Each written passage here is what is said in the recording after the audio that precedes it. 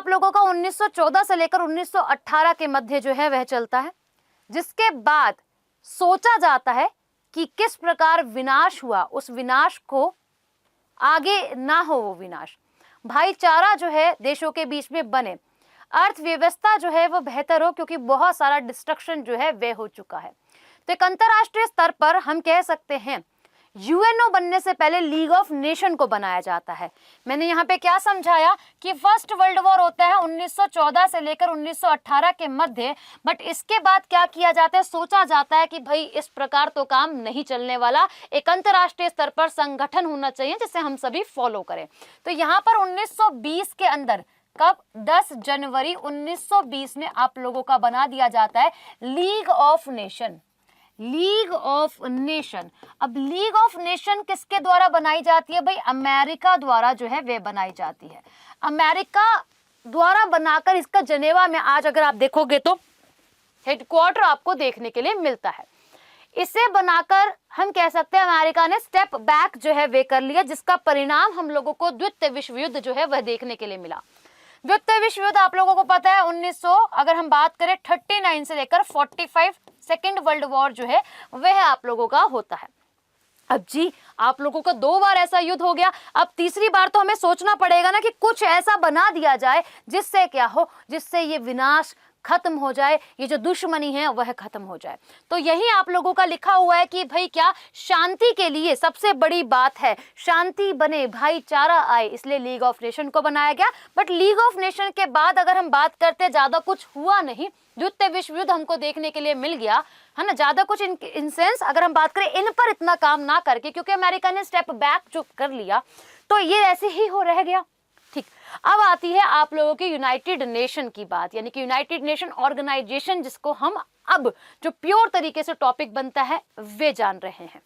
तो भाई देखिए क्या होता है, बहुत सारे चार्टर, बहुत सारे अधिनियम आते हैं, इसको बनाने से पहले बहुत सारे देश हस्ताक्षर करते हैं, मीटिंग्स करते हैं, बट हमारे एग्जाम के पॉइंट से जो जो इंपॉर्टेंट है हम केवल वही ध्यान देते हुए पढ़ेंगे। तो सबसे पहले लिखा है कि यूनाइटेड नेशन को जब बनाया गया था तो 50 देशों ने हस्ताक्षर करा था। ये 50 देश केवल 50 नहीं थे, आप ऐसे कह सकते हो 50 प्लस 1 लिखोगे। क्यों लिखोगे 50 प्लस 1? क्योंकि 50 ने हस्ताक्षर करे और 1 ने नहीं करा। वो एक देश था आप लोगों का पोलैंड, बट हाँ पोलैंड क्या कह रहा था कि बाद में आके मैं हस्ताक्षर जो है वे करूंगा, मैं इसकी सदस्यता जो है वो लेना चाहता हूँ। पोलैंड की कहानी क्या है आप लोगों को पता है, चाहे विश्व युद्ध प्रथम की बात कर लो, चाहे विश्व युद्ध द्वितीय की बात कर लो, कहीं ना कहीं आप लोगों ने पोलैंड को, जो ज्यादा स्ट्रॉन्गेस्ट नेशन थे उस समय पर, जैसे कि जर्मनी की बात कर ले या फिर हम बात कर ले जो कि आप लोगों को ज्यादा, जिनके पास न्यूक्लियर हम कह सकते हैं पावर्स, और हम कह सकते हैं जिनका सैन्य ज्यादा विभाग स्ट्रांग है, उन देशों की तरफ झुकाव, यानी कि पोलैंड अपने आप को सेव करने के लिए क्या कर रहा था, स्ट्रॉन्गेस्ट नेशंस की तरफ आप लोगों का जा रहा था। तो क्या होता है, पोलैंड उस समय नहीं आता जब आप लोगों का यूएनओ के चार्टर पर हस्ताक्षर करे जाते हैं, बट हाँ बाद में आता है, इसलिए लिखा गया है कि 50 देश, केवल 50 देशों ने इस पे हस्ताक्षर करे थे। आज अगर हम देखते हैं तो इसके अंदर देशों की संख्या जो है वो काफी ज्यादा बढ़ गई है, और टोटल देखी जाए तो 193 नेशन आप लोगों को आज यूएनओ के अंदर देखने के लिए मिलते हैं। ये समय की बात है जब इसकी एस्टेब्लिशमेंट करी गई 24 अक्टूबर 1945 के अंदर। अब 1945 में जब इसका एस्टेब्लिशमेंट कर दिया गया तो कहीं ना कहीं तो इसका हेडक्वार्टर होगा ही, तो न्यूयॉर्क के अंदर इसका हेडक्वार्टर जो है वह रखा गया। इसके अंदर जैसे हम स्कूल्स के अंदर जाते हैं तो हमारे पास पता है हमें प्रिंसिपल जो है वो सबसे बड़ी मुख्य जो है वो स्कूल के होते हैं, ठीक है, मेल फीमेल दोनों ही हो सकते हैं, ऐसी बात नहीं है। तो ऐसे ही यूएनओ को जब बनाया गया तो इसके एक महासचिव बनाए गए, और महासचिव की अगर हम बात करते हैं इनका कार्यकाल आपको 5 वर्ष का देखने के लिए जो है वह मिलता है। तो वही लिखा है सब कुछ यहाँ पर कि 1945 में इसकी एस्टेब्लिशमेंट करी, 50 देशों ने क्या करा, हस्ताक्षर। अब 50 देशों में क्या भारत था या नहीं? जी हाँ, भारत आप लोगों को यहाँ पर देखने के लिए जो है वह मिलता है। तो आज आप लोगों को देखने के लिए मिलता है 193 कंट्रीज क्या हैं आप लोगों की, इसके सदस्य देश जो हैं वे हो गए हैं, जो कि जुलाई 11 आप लोगों का दक्षिण सूडान जो है वो रिसेंटली आप कह सकते हो, या फिर कह सकते हो ऐसे कि नवीनतम सदस्य जो है वे है। अब बात करी जाए आप सभी से इसके बाद में सन 2024 यानी कि आज प्रेजेंट की मैं बात करूं तो यूएसए ने अपनी वीटो पावर का इस्तेमाल करा है। एक देश यूएनओ का सदस्य ना बन पाए, वो देश कौन सा है जरा कमेंट सेक्शन में मेंशन कीजिएगा, आगे चलकर आपको उत्तर जो है वो जरूर मिलेगा। ठीक, तो अगर बात करी जाए जैसे कि आप लोगों का ऑर्गेनाइजेशन बनाई गई, तो ऐसा तो नहीं है कि कोई भी देश इसके अंदर कनेक्ट हो रहा है तो अपनी भाषा बोलेगा, जी नहीं। यहाँ पर आप लोगों की लैंग्वेज डिसाइड करी गई है और वो लैंग्वेज आप लोग कैसे याद कर सकते हो, आप याद कर सकते हो फेसर्स से। ठीक है, FACERS। तो आप यहाँ लेंगे S से स्पेनिश, R से रशियन लैंग्वेज आप लोगों की, जो कि अगर हम बात करें F से फ्रेंच लैंग्वेज, A से अरेबिक लैंग्वेज, C से चाइना के अंदर जो बोली जाती है चाइनीज, आप लोग सिंपल कह सकते हो। और अगर हम बात करें आप सभी से क्या भाई, E फॉर इंग्लिश, यानी कि आप लोगों की अंग्रेजी भाषा क्या की गई, डिसाइड की गई कि भाई हम क्या करेंगे, हम ये ऑफिशियल लैंग्वेजेस जो है वह मानेंगे। बट जब कोई कार्य करा जाएगा तो फ्रेंच और इंग्लिश को इसके अंदर क्या रखा गया, मेन लैंग्वेज जो है वो कंसीडर किया गया, यानी कि वर्किंग लैंग्वेज के रूप में इसको जोड़ा गया है जी। होप आपको यहाँ तक कहानी जो है इसकी बहुत अच्छे से समझ आ गई होगी। अब क्या होता है, ये कहता है यूएनओ को बनाने का उद्देश्य जो है वह आप लोगों का क्या था। कहता है कि अगर अंतरराष्ट्रीय स्तर पर हम किसी कानून को बना रहे हैं तो वो कैसा बने, वो आप लोगों का सुविधाजनक जो है वह हो। सिंपल सी बात है, कोई लॉ को बनाया जाएगा तो भाई नागरिक जो हैं, जो लोग हैं, जो सिटीजन्स हैं, उनको क्या हो, आसानी हो समझने के लिए और वो उन राइट्स का इस्तेमाल कर सके। राइट्स का इस्तेमाल कर सके इसलिए मानवाधिकार की रक्षा और मानव अधिकारों की रक्षा, ह्यूमन राइट्स की रक्षा के बारे में यहाँ पर बात किया गया। और जो भी आपका कानून बनाया जा रहा है वो आर्थिक और राजनीतिक सहयोग को भी बढ़ावा दे। ठीक है, किसको बढ़ावा दे, आर्थिक व राजनीतिक सहयोग को भी बढ़ावा दे।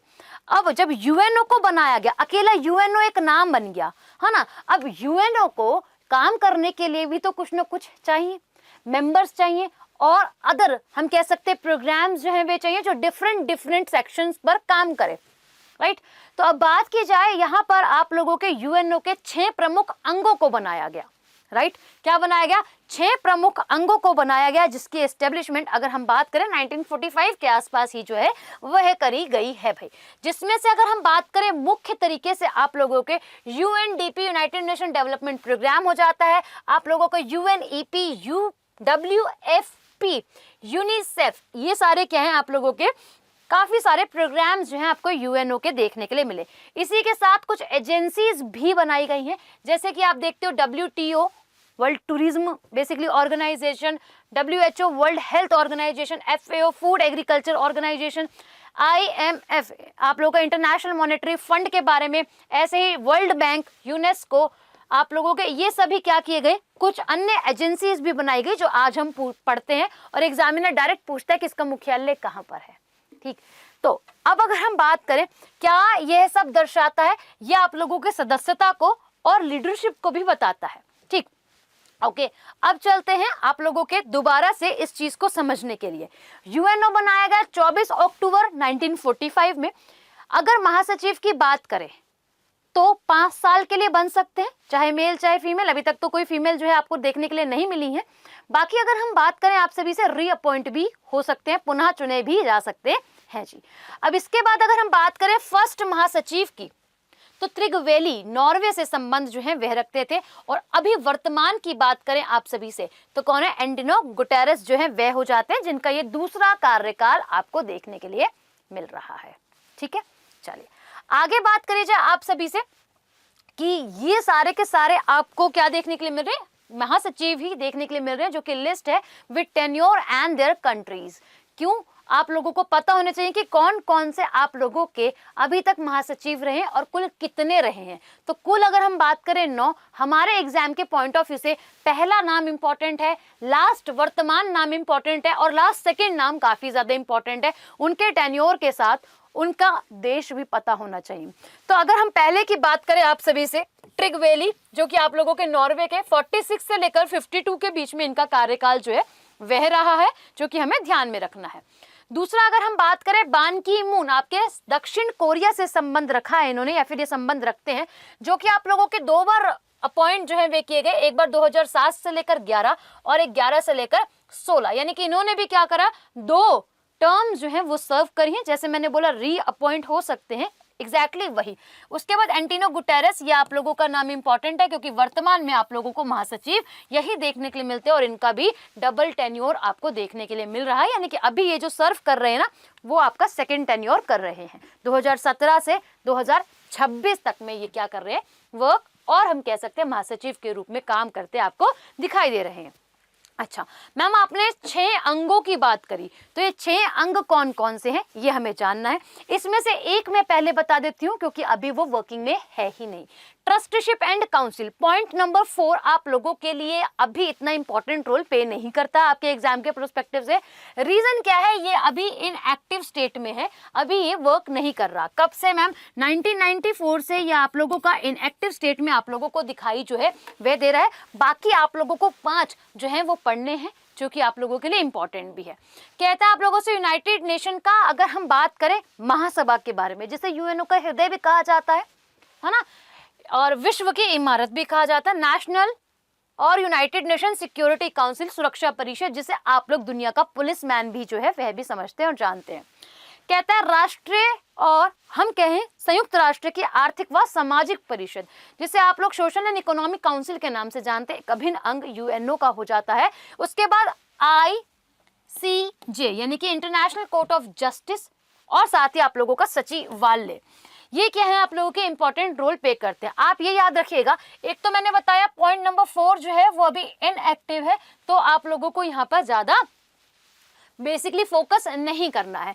इसमें से एक और चीज अगर देखें पॉइंट नंबर 5 की उठाकर, तो इसमें ये क्या कहता है, इसमें ये कहता है कि जितने भी आपके अंग हैं सबका मुख्यालय आपको न्यूयॉर्क में देखने के लिए मिलेगा। बट 5th जो पॉइंट है ये कहता है इसका मुख्यालय हेग नीदरलैंड के अंदर है। कहां पर है जी, हेग नीदरलैंड के अंदर है। ठीक है, ये आप लोगों को क्या करना है, ध्यान रख के चलना है। अच्छा चलते हैं यूनाइटेड नेशन की महासभा और जनरल असेंबली की तरफ। यहाँ पे क्या चीजें जो है आप लोगों के लिए इंपॉर्टेंट है। क्या कहता है आप लोगों से कि इसे बनाया गया था शांति व सुरक्षा के लिए। सबसे बड़ी बात है यूएनओ को बनाया ही शांति व सुरक्षा के लिए ही है। अब बात करते हैं आप सभी से क्या क्या इसके अंदर, जैसे कि अगर कोई भी कार्य किया जा रहा है भाई तो वो क्या हो, कंट्रोल मैनर में हो, सिंपल सी बात है। अब यहाँ पे कहते हैं इसके सदस्य कितने हैं, जो यूएनओ के सदस्य 193। अब अगर बात की जाए आप सभी से, इसे क्या कहा जाता है, विश्व की लघु संसद के नाम से भी जाना जाता है। आप सभी ये बात जो है वो ध्यान में रखिएगा। अब हमारे लिए इसके चेयरमैन इंपॉर्टेंट है। और भाई अगर हम बात करें भारत से, यहाँ पर आपको महासभा के अंदर कौन सा नाम देखने के लिए मिला वो आप लोगों के लिए इंपॉर्टेंट है। तो पहले की बात करें पॉल हेनरी जो स्पार्क हैं, जो कि आप लोग के बेल्जियम के, इनका संबंध भाई किससे, यूएन से, यूएन की जीए से है, जो कि आप लोगों के प्रथम अध्यक्ष के रूप में देखने के लिए मिलते हैं। अब बात की जाए प्रथम महिला अध्यक्ष के बारे में, तो पंडित, अगर हम बात करें विजय लक्ष्मी पंडित, जो कि आप लोगों का एक भारतीय नाम है, जो कि आपको पता है काफी ज्यादा चर्चाओं के अंदर बना है और आप लोगों के लिए एग्जाम के लिए भी इंपॉर्टेंट है कि हमारी पहली महिला अध्यक्ष जो है वे हैं। अब बात की जाए आप लोगों से, क्या बात करता है, न्यूयॉर्क के अंदर इसका मुख्यालय है। प्रतिवर्ष सितंबर के माह के अंदर 193 कंट्रीज क्या करती हैं, इसमें आती हैं। विचार विमर्श जो है वे होता है, यानी कि यूएनओ के यूएनजीसी की प्रतिवर्ष सितंबर के अंदर क्या होती है, मीटिंग जो है वह होती है। अब अगर हम बात करें वर्तमान अध्यक्ष की, जो हमारे एग्जाम के पॉइंट ऑफ व्यू से इंपॉर्टेंट है, तो डेनिस आप लोगों के फ्रांसिस, जो कि आप लोगों के क्या है 78 सत्र के अध्यक्ष के रूप में कार्य जो है वे कर रहे हैं भाई। अब अगर हम बात करें, देखो अध्यक्ष और आप लोगों के महासचिव दोनों डिफरेंट चीज है। हर एक अंग का एक ना एक कोई अध्यक्ष आपको देखने के लिए और जानने के लिए मिल रहा है। तो ये जो अध्यक्ष होता है इनका कार्यकाल 1 साल का होता है और यूएनजीए के अंदर जितने भी मेंबर कंट्रीज हैं उन्हीं में से एक जो है वह चुना जाता है। ठीक, अच्छा अब अगर हम बात करें अंतर्राष्ट्रीय अहिंसा दिवस भी आप लोगों का क्या महासभा द्वारा ही डिसाइड किया गया 2 अक्टूबर को। ठीक है, कब किया गया, 2007 में स्वीकार जो है वे किया गया। ये आपको समझ में आया। मुख्यालय भाई कहां पर आप लोगों का, न्यूयॉर्क में। प्रतिवर्ष सितंबर के अंदर इसकी मीटिंग आपको देखने के लिए मिलती है। अब बात की जाए राष्ट्रीय सुरक्षा परिषद, यानी कि जिसे आप दुनिया का पुलिस मैन भी कहते हैं, सुरक्षा बेसिकली आप लोगों को यह दे रही है।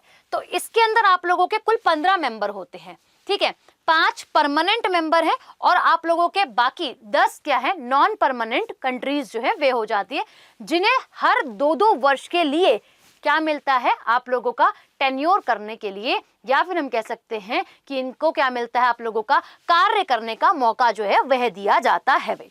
अब उद्देश्य क्या है कि संयुक्त राष्ट्र चार्टर के तहत अंतरराष्ट्रीय शांति एवं सुरक्षा को प्राथमिक, बेसिकली ये क्या है, रिस्पॉन्सिबल जो है, प्राइमरी लेवल पर आप लोगों का रिस्पॉन्सिबल है सुरक्षा के लिए, क्योंकि नाम है इसका सिक्योरिटी काउंसिल है जी। अब बात करी जाए आप लोगों से, कहते हैं इसमें 15 मेंबर हैं, 5 स्थायी और 10 आप लोगों के अस्थायी। स्थायी मेंबर्स को कैसे याद करोगे, अभी मैंने लैंग्वेज को याद करवाया था, उसी आप लोगों के निमोनिक से। अब वहां आपने फेसर्स लिखा था, यहाँ खाली आप लोग फेसर लिखेंगे, ठीक है।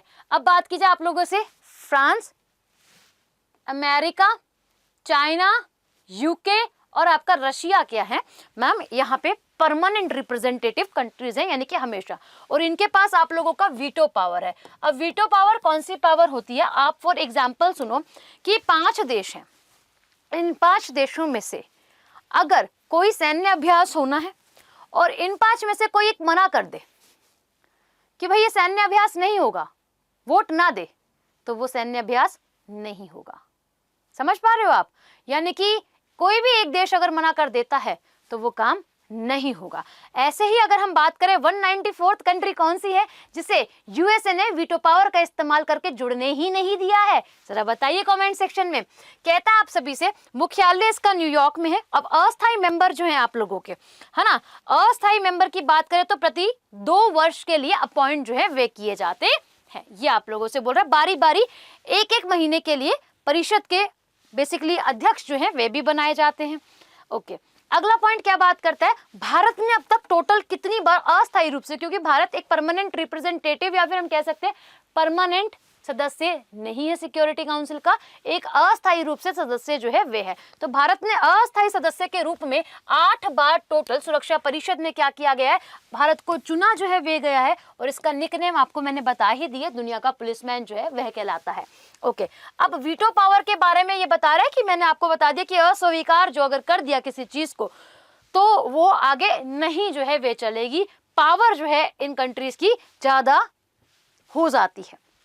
आगे चलते हैं, अगला आप लोगों से बात करते हैं point 3, United nation economy and social council, संयुक्त राष्ट्र की आप लोगों की क्या है भाई मैम, अगर हम बात करें आर्थिक व सामाजिक परिषद के बारे में बात कर रहा है। तो आर्थिक व सामाजिक यानी कि सोशल और इकोनॉमी दोनों चीजों पर इसका फोकस जो है वे है, देश के विकास के लिए भी हम कह सकते हैं ये रिस्पॉन्सिबल जो है वे है। अगर कोई चीज इंप्लीमेंट करी जाती है इंटरनेशनल लेवल पर तो इसके जरिए जो है वह भी करी जाती है, और ये भी रिस्पॉन्सिबल कहीं ना कहीं उस चीज के लिए जो है वे है, चाहे नफा चाहे नुकसान। अच्छा, अब अगर हम इसके हेडक्वार्टर्स की बात करें तो इसके पास 2 हेडक्वार्टर है, जैसे कि अगर हम बात करें एक न्यूयॉर्क, दूसरा आप लोगों का क्या हो जाता है जनेवा, जो ज्यादातर आप लोगों को नाम जो है वो देखने के लिए मिलते हैं। अब न्यूयॉर्क और जनेवा, अगर न्यूयॉर्क में मीटिंग हो रही है तो वो अप्रैल में होगी और जनेवा में हो रही है तो वो जुलाई में सम्मेलन जो है वे होगा। तो 2 हेडक्वार्टर आप लोगों को किसके, इकोनॉमी एंड सोशल काउंसिल, आप ऐसे याद कर लेना, 2 नाम है तो 2 हेडक्वार्टर इसके आप लोगों को देखने के लिए मिलते हैं। वर्तमान अध्यक्ष की बात करें तो आप लोगों के पाउल नरवाज जो है वे हो जाते हैं भाई, और ये कार्यकाल इनको केवल 1 वर्ष का जो है वे मिलता है, यानी कि अगर हम बात करें इसके अंदर जो अध्यक्ष होते हैं वो 1 वर्ष के लिए अपॉइंट करे जाते हैं। और अगर हम बात करें प्रथम की तो आर्कोट रामास्वामी, जो कि हम कह सकते हैं पहले अध्यक्ष भी थे और पहले भारतीय भी थे, जो कि इंपॉर्टेंट बन जाता है भाई। अब टोटल सदस्यों की बात करें तो 54 कंट्रीज इसकी मेंबर नेशन जो है वह आप लोगों की हो जाती है भाई, और जो कि 3 वर्ष के लिए चुनी जाती है UNGA द्वारा। आगे अब बात करते हैं इसमें आप लोगों के 54 कंट्रीज है ना, तो उनकी सीट्स किस प्रकार डिवाइड करी गई है ये जान लेते हैं। 14 सीटें आप लोगों की अफ्रीकी समूह को दी गई है, साथ ही अगर हम बात करें 11 सीटें आप लोग के एशियाई प्रांत समूह को दी गई है। इसका नाम बदला गया था, एशियाई समूह कर दिया गया था, ठीक है, 2011 के अंदर। पूर्वी यूरोप की आप लोगों की 6 सीटें हैं, साथ ही अगर हम बात करें लैटिन अमेरिकी और आप लोगों की क्या हो जाएगी भाई कैरिबी समूह की तो आप लोगों की 10 सीटें हैं। इसी के साथ पश्चिमी यूरोप और अन्य समूह में आप लोगों की 13 सीटें आप लोगों को देखने के लिए जो है वह मिलती हैं, यानी कि 13 सीटें। ठीक, तो ये 54 का डिस्ट्रीब्यूशन भी हम लोगों ने देख लिया। बात करता है आप लोगों से यूनाइटेड नेशन की ट्रस्टशिप एंड काउंसिल। ट्रस्ट अभी हम नहीं कर सकते क्योंकि अभी इनएक्टिव है, 1994 के अंदर भाई इसको बंद कर दिया था। तो ये भी इतनी इंपॉर्टेंट आप लोगों के लिए जो है वे नहीं होती है, क्योंकि इसके जब बंद है तो इसके कोई अध्यक्ष नहीं है, कोई हम कह सकते हैं कोई बदलाव करा गया तो वो भी नहीं है। तो हम क्या करेंगे, इसको यहीं पे रखेंगे। बाकी अपनी अंतरराष्ट्रीय जो कि अगली ऑर्गन है, बेसिकली हमारे यूएनओ का अंग है, उसको पढ़ते हैं सीजीआई के बारे में। देखिएगा ये हमारा क्या है, अंतरराष्ट्रीय न्यायालय कहलाता है। और अगर हम बात करें यहाँ पे आपके मैक्सिमम जज की बात, तो आपको 15 देखने के लिए मिलते हैं। बट अगर कोई केस है और उसमें मिनिमम बात करी जाए किसकी, जज की, तो कितने होने चाहिए, तो 9 में भी काम जो है वे चल जाता है। वैसे अधिकतम संख्या 15 की है। मैम कार्यकाल कितने का होता है, तो 9 वर्ष का कार्यकाल आपको देखने के लिए मिलता है। भारत से ये नाम काफी ज्यादा इंपॉर्टेंट आपको यहाँ पर देखने के लिए मिलेंगे, वो क्या क्या है और इसका मुख्यालय कहाँ है। तो मैंने आपको क्लास में बता ही दिया पहले, कुछ थोड़ी देर पहले, कि इसका मुख्यालय आप लोगों को नीदरलैंड हेग के अंदर जो है वह देखने के लिए मिलता है। अब ये पॉइंट क्या कहता है, मेंबर कंट्रीज इसकी 193 है, जो हमारी यूएनओ की मेंबर कंट्रीज जो है वे हो जाती हैं। इसमें क्या बात करते हैं, करंट चेयरमैन कौन है, चेयरमैन इसके अध्यक्ष अगर हम बात करें आप लोगों से, नवाफ जो है इसके करंट चेयरमैन जो है वे हो जाते हैं, जो कि लेबनान से संबंध रखते हैं और इनका कार्यकाल 3 वर्ष का है। तो आप देख रहे हो अभी तक जो आपने पढ़ा, सीजीआई के अंदर आप लोगों को सबसे अधिकतम अध्यक्ष का कार्यकाल देखने के लिए मिला है। क्या कहता है अगला, हमारे पास यहाँ पे हमें भारत के जो नाम है न्यायाधीशों के लिए वो काफी ज्यादा इंपॉर्टेंट है। तो यहाँ पे अगर हम बात करें, पहले भी फर्स्ट नाम भी और करंट जो नाम है वे भी, और थोड़ा सा अगर ट्विस्ट है तो वो भी हम लोगों को देखना है।